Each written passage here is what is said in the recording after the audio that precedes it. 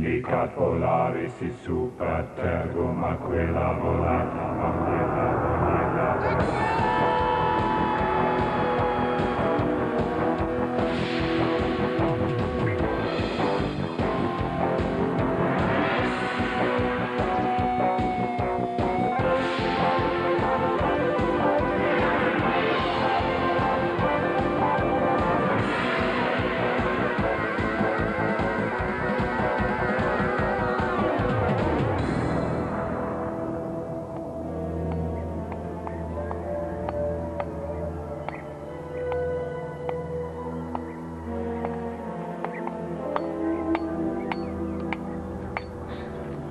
Got it. Charcopyrite. Great. Can we go now, please? Where? It's gone lunchtime, Tom. I'm hungry. You're right. I suppose we better hurry. Hurry? You want me to hurry? Well, if we're going to get back in time for... No. No, that's not what I meant. No, there's no need to... Not worth waiting. They've obviously forgotten.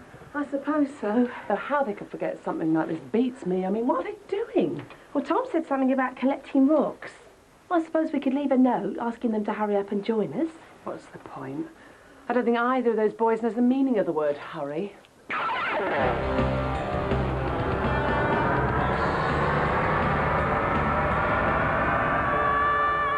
can't understand it. 3 days ago, they discovered the body of a Roman soldier in a cave. And the archaeologist actually tells them, that he thinks the soldier was trying to hide something valuable. I know. But have either of them walked down there to see how it's going? Have you heard either of them talk about it? No. And when he rings and offers them a personal guided tour, they don't even bother to turn up.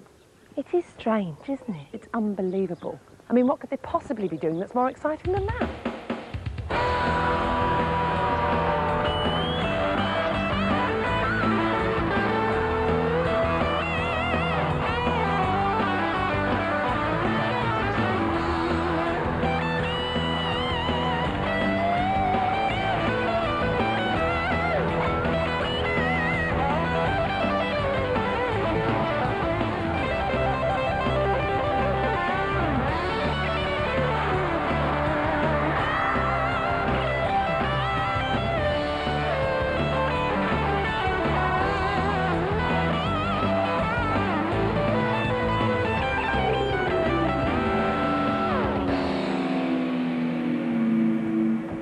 Is incredible.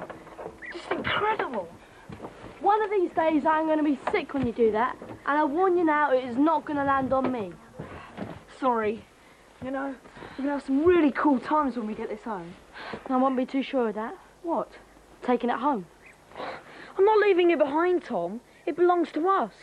We found it. I'm not arguing about who it belongs to. I'm just saying we might have a few problems getting it home. But it's not going to fit in your suitcase under your pyjamas, is it?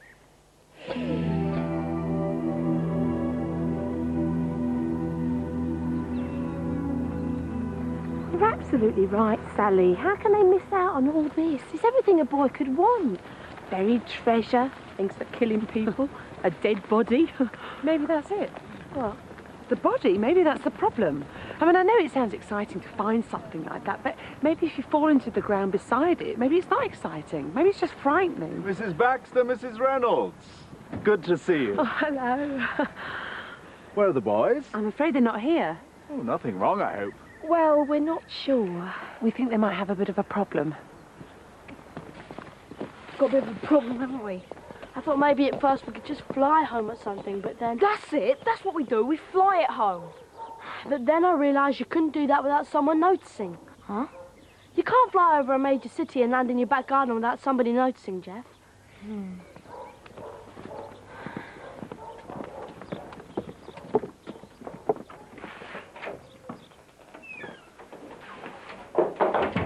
They wouldn't notice if we flew home at night. What? Nobody would see us. It'd be dark. And how would we get back? Back? Well, if we fly home at night while our mums still think we're in bed, how do we get back before they find out we're not? This is kind of worrying, isn't it? You think the boys are worrying? They have been behaving very oddly for several days.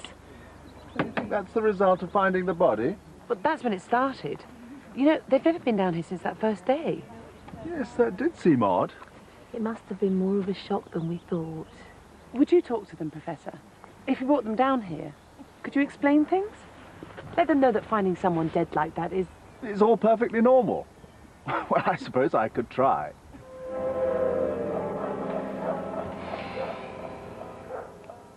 I've got him. Huh? I was thinking of how we can get Aquila home. Here, this is you, this is me, and this is Aquila. This is your mum and this is mine. And we're staying here. Why do I have to be the banana? Well, just listen, will you? Mum's going home 2 days early. Really? Dad phoned this morning, says he's coming back from the golf. Anyway, supposing I say I want to go home with her.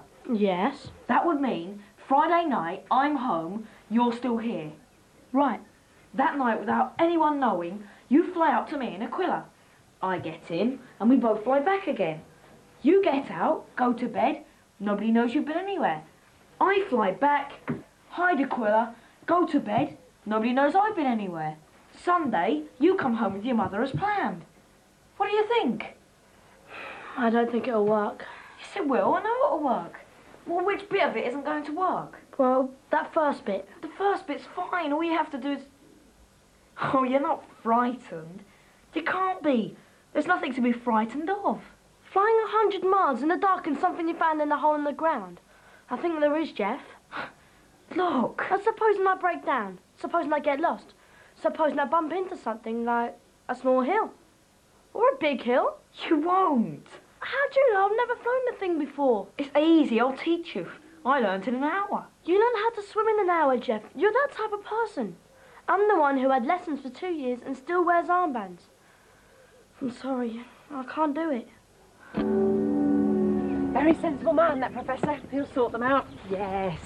All we have to do now is persuade the boys to go down and see him. That shouldn't be too difficult. With the use of a little elementary psychology, I can usually... Oh, Jeff, you missed some very exciting news from the dig today, didn't he, Pam? Yes, you did. Where are you going? For a walk. Oh, Tom? Not now, Mum. Oh, dear, he's got the rocks. Sorry? You can always tell when he's really upset. He gets out his rock collection and starts sorting it. Oh. Well, I suppose we could always ask the Professor if he'd mind coming up here.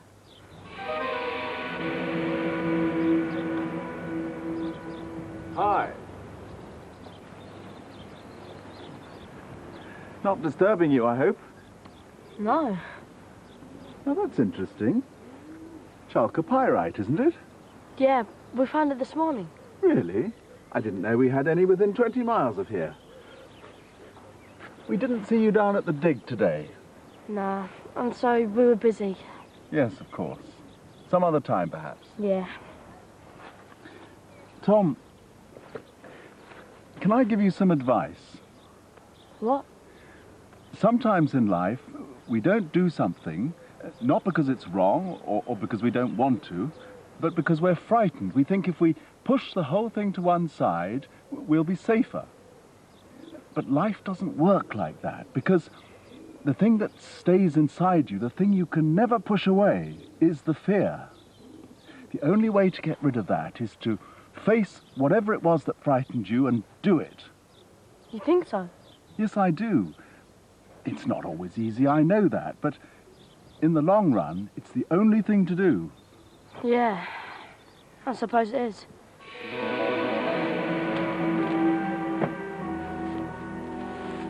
You'll need somewhere to hide it. What? When you get at home. Because if anyone finds it, we might as well not have bothered. And it isn't going to be easy. I can't think of anywhere. Changed your mind? I'm not making any promises. You've got 3.5 days to teach me how to fly this thing, and I'm going to need some serious lessons in map reading. No problem. No problem at all. That's fantastic. Do you want to start now? I think it might be best if I started somewhere with a lot of space. I know just the place.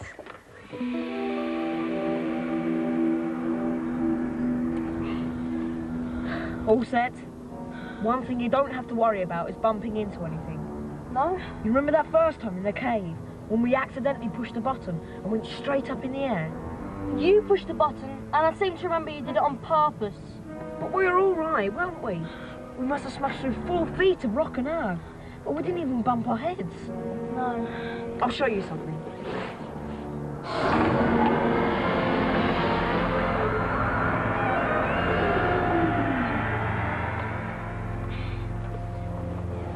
Now go forwards. What? All right, then I'll do it.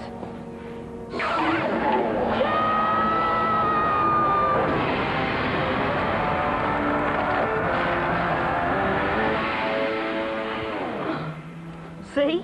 That's what happens when you hit a brick wall. Nothing. Quite a lot happened to the wall. I know, but look. Not a scratch. Not even dirty. I reckon there's some sort of protective force field around this thing. Yeah? Oh, you're going to love this, Tom. Now, these two control the pitch and roll, and the buttons do the directions. Up, down, forward and back. Okay? Take her up, Captain.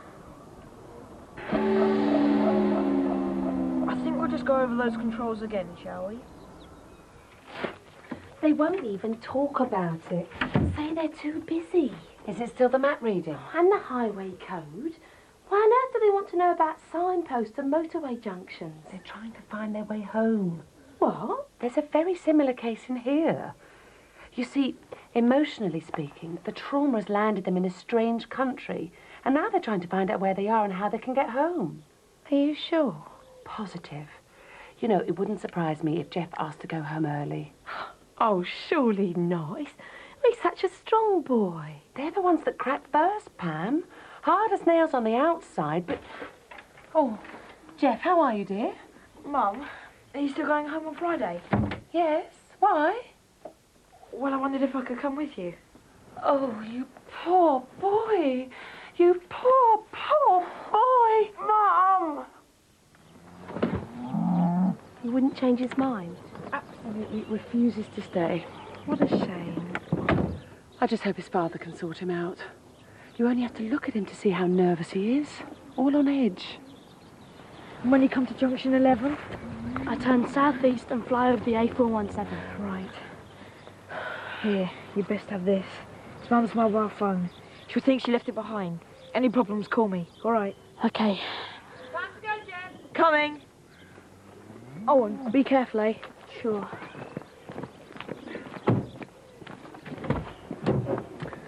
I suppose we'd have a look at this. I told you, Mum. I'm doing the map reading. I need to practice. He'll be all right when we get him home. I hope so. I'll see you tonight. I hope so.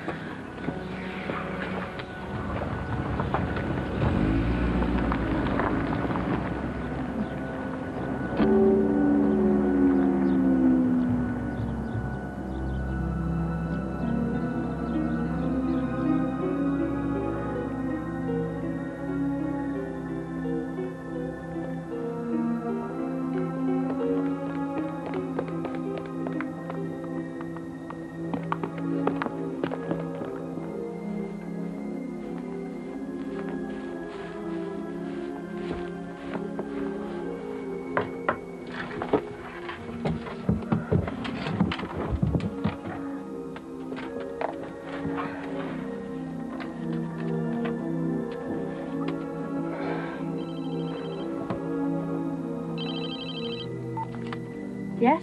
It's me. I can't speak any louder. They'd hear me.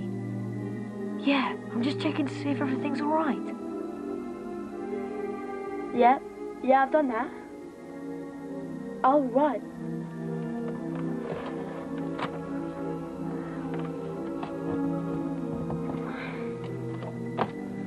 Thanks. About 1 o'clock. Okay.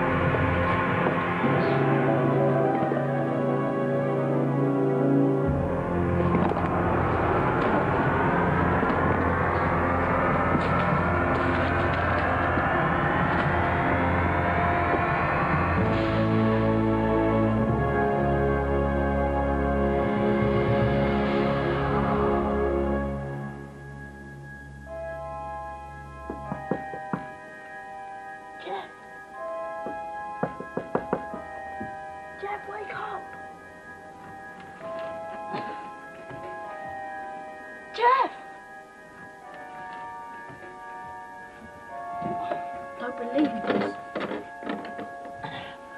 All you had to do was stay awake.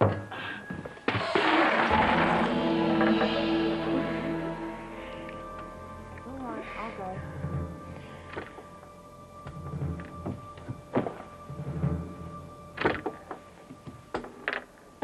Jeff?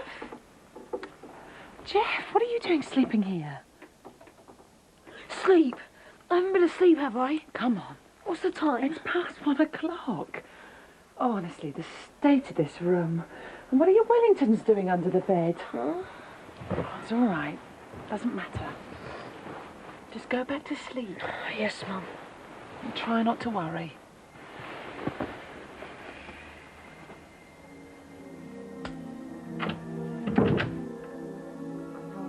That is one very disturbed child.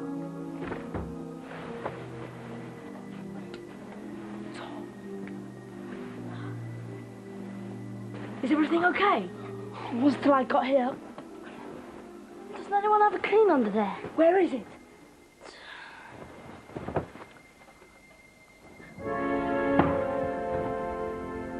Wow. You want to put something warm on?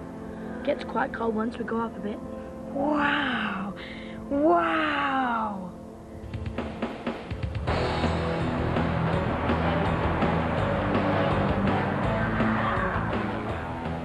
So you still haven't found anywhere to hide it? Oh, it's not easy, you know.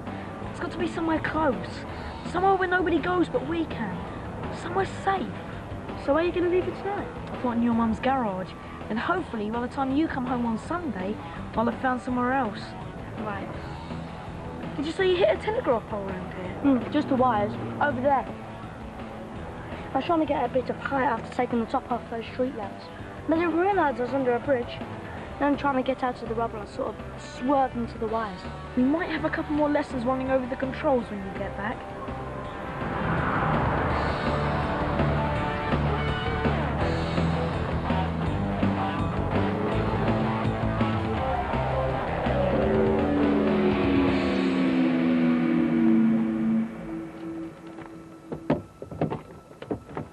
See you on Sunday. Okay.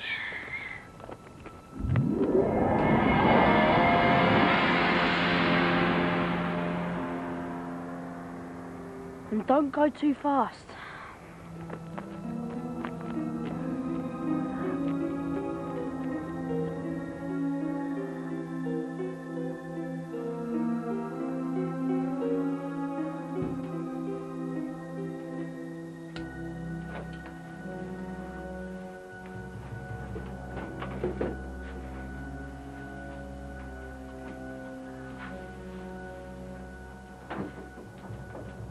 Tom? It's 3 in the morning. What are you doing? Getting a drink? Have you been to sleep at all yet? Not really. Come on. Sit down. I'll heat this up for you. I know what all this is about, you know. You do? It's about what you found the other day, isn't it? Oh. Look, Tom. I understand how you feel. Finding a body, even one that's been dead 1600 years, can be very alarming. But you can't go round pretending it didn't happen. The professor's right. The only way to deal with it is to face it. I want you to come down to the site with me tomorrow. Okay. I think if you talk to the professor and... What? I said okay. I'd like to see how they're getting on. You won't be too busy with maps or rocks? Not tomorrow, no. Good. Good. We'll go tomorrow then.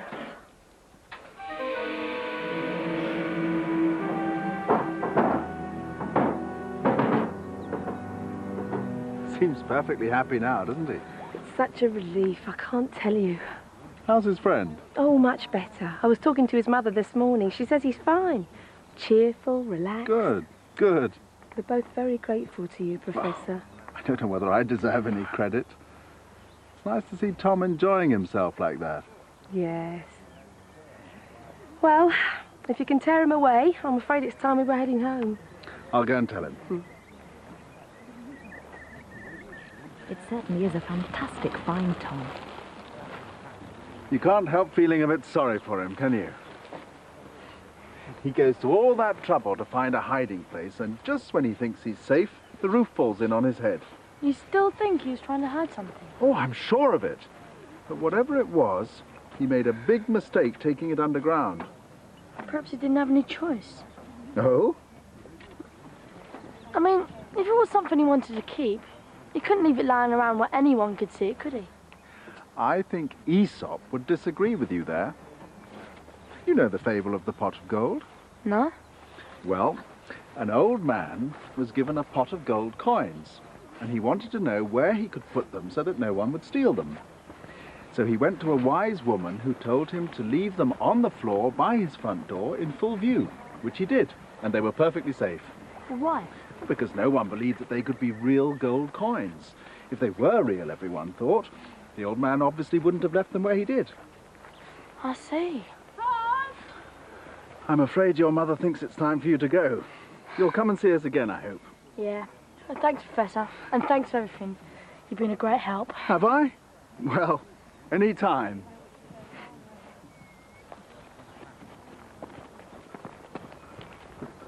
I like your Professor. He's a good man. Yeah. Mum, Yeah? would it be all right if Jeff got something in our garage?